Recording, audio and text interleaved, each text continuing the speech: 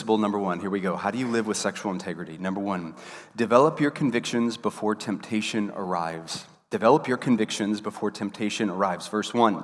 Now Joseph had been taken to Egypt. An Egyptian named Potiphar, an officer of Pharaoh and the captain of the guards, bought him from the Ishmaelites who had brought him there.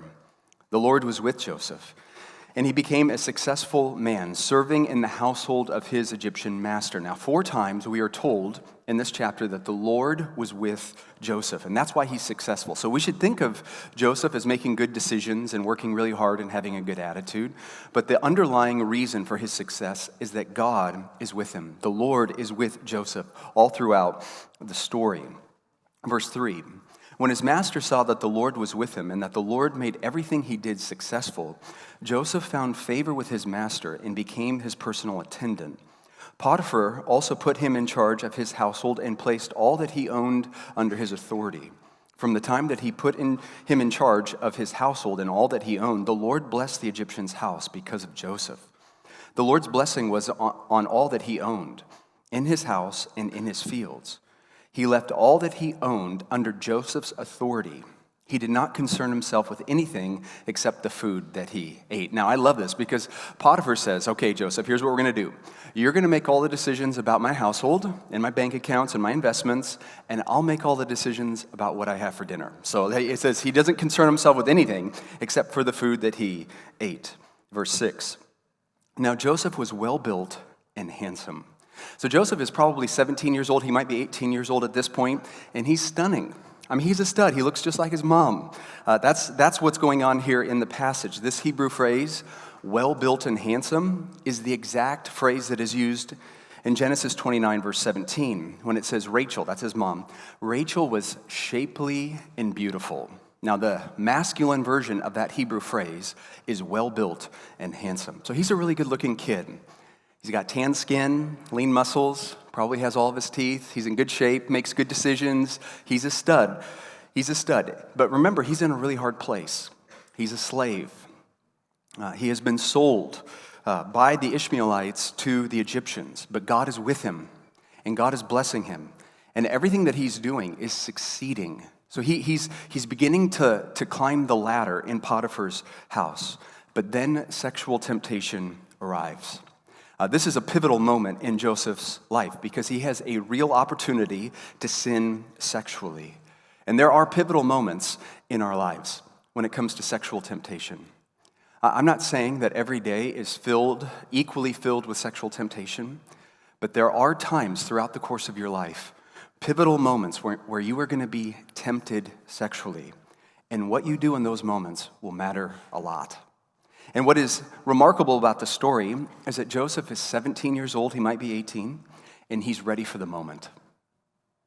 Even as a young man, he had developed his convictions about how he was going to live sexually. And what happens so often, because we're interested in sex, we have a curiosity about sex, that curiosity moves us towards temptation. There's a part of us, especially when we're young, we wonder, is this sexual thing ever going to happen? And so we don't really sense the danger that we are up against. And so we move towards sexual temptation. But this is not what Joseph is doing. By the grace of God, he had already developed his sexual convictions. What will he do with his body? And so when the moment comes, these pivotal moments in chapter 39, when they arrive, he's ready. Now, Joseph's temptation is presented in 2 ways. The first way is that this is a straightforward sexual advance. This is what's happening. Potiphar's wife is not saying to Joseph, Joseph, you are so incredible. Let's run away together. We can build our lives together. Let's start over in a different city. No one knows us. This is not what's happening. Look at verse 6. Now Joseph was well-built and handsome. After some time, his master's wife looked longingly at Joseph and said, sleep with me. 3 words in English, sleep with me. 2 words in Hebrew. And this is the most straightforward sexual advance you could imagine. It would be like this. It'd be like Potiphar's wife is saying, you, sex, now. That's the way that it's written in the Hebrew. It's the most straightforward sexual advance you can imagine. And it wasn't a one-time offer. This was happening all the time. Verse 10. Although she spoke to Joseph day after day, Although she spoke to Joseph day after day, he refused to go to bed with her. And so the temptation is presented as a straightforward sexual advance. Second, Joseph has every excuse to sleep with her. This is how the story presents itself. That Joseph has every reason, every excuse you could imagine to sleep with her. It doesn't say Joseph refused to sleep with Potiphar's wife because she was ugly. Potiphar's wife had a beard, so he said, no, I don't like bearded ladies. That's not what's going on here. The assumption of the text is that she's very attractive. And every day she's putting on her Sunday best to go after him. She's giving him the look. She's putting out the vibe. And the tension is building in the story day after day. Come sleep with me. Come sleep with me. Come sleep with me. And he would have had every excuse you could imagine. I made a list of some excuses. It took me about 1 minute to think about this. Of all of the excuses he would have had to sleep with her, he could have said, I'm a slave.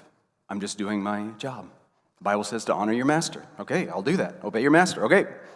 No one will ever know. She's not going to tell Potiphar. I'm not telling Potiphar. It's just our little secret. God is clearly not taking care of me. If God was taking care of me, then why would I be sold as a slave in Egypt? Why would that happen if God was really with me and taking care of me? So clearly God isn't taking care of me. This could actually help my career. Potiphar's wife is very influential and important. If she's happy, my position improves a lot. I'm not pursuing this. She is. I'm not the aggressor. I'm just responding to her. If I don't sleep with her, it could ruin my life. It could ruin everything. Whatever I have for a life now could be ruined if I don't sleep with her. I'll probably never get married anyways. I probably won't get married. I'm a slave in Egypt. It's just physical. That's all it is. It's just one night. That's all that it is. Potiphar isn't taking care of his wife. I might as well take care of her. I guess this is how Egypt works. One in Rome or one in Egypt, just whatever. This is what you do here. I've already lost everything. I'm a slave in a foreign country. What more could I lose? God will forgive me. God forgave my great-grandpa Abraham. He slept with Hagar. She was an Egyptian, and that turned out bad, I guess. That turned out bad. My dad has 4 wives, and he loves God. God will take care of me. This isn't the end. And if we spend another 5 minutes, we could just think about excuse after excuse after excuse after excuse for Joseph to sleep with Potiphar's wife. He is presented as a man who has every reason to give in. But he doesn't have a set of excuses in his heart preparing him to fail. He makes no excuses. He's ready for the moment. I think virtually every time I talk to someone who has sinned sexually, there's an excuse. There was an excuse brewing in their heart for weeks or months or sometimes even years that paved the way, that prepared the way for sexual failure. It usually goes something like this. What I did, it wasn't very good, but my wife was pregnant. And then she had the kid. And it's been 3 or 4 months since we've been intimate. And so I just slipped back into pornography. Or I really do love my girlfriend. I'm committed to her. So it's okay if we mess around because I think someday I'll marry her. Or we aren't actually having sex. We're not actually having sex. So it's not that big of a deal. Or one time, it's kind of funny, I talked with a young man, and he says, Dan, I was at my girlfriend's apartment, and he goes, remember when it was really cold outside? Well, her apartment was really cold, and her bedroom was really cold, and she was going to bed, and she was really cold, and so I got into bed with her to warm her up. I just wanted to be a good boyfriend. And we ended up messing around. And then eventually he says, Dan, what was I supposed to do? It was so cold. I said, turn up the thermostat and leave, buddy. That's like one option. You could just do that. But there's an excuse brewing in his heart. I'm just trying to be a good boyfriend. Just wanted to keep her warm. But see, Joseph was a man of conviction, and he did not make room in his soul for sexual sin. He doesn't flirt with the line. Look at verse 10. It says, as she spoke to Joseph day after day, he did not listen to her, to lie beside her, or be with her. So she changes her request. So she goes from sleep with me to, Joseph, you look a little tired. Why don't you just lay down right next to me? That's what she says.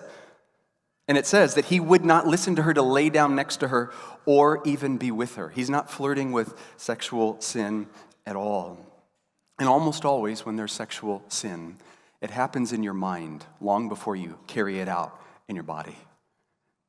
It's something you think about and you flirt with in your mind for weeks or months or even years.